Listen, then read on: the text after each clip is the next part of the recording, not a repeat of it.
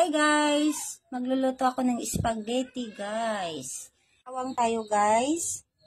May sibuyas na marami guys para masarap. Alaska condensada. 4 cubes.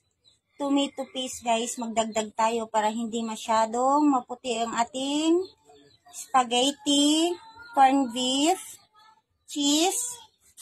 Hotdog guys. At saka spaghetti sauce guys. Iluluto na natin yung bawang guys. Yan, maraming bawang.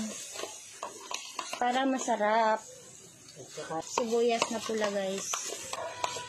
Maraming hotdog para masarap. Guys, yung ating tomato paste para hindi masyadong labsaw or maputi ang ating spaghetti guys. Cheese guys, yan. Para yummy yung ating spaghetti. Mas maganda guys pag nakahalo yung ating cheese sa mismong sauce. Ang kalahati nito guys ay iubos ko, ilagay ko siya para masarap. Lagay ko na guys yung ating pork cube, guys yung ating Alaska condensada para masarap ang ating spaghetti guys.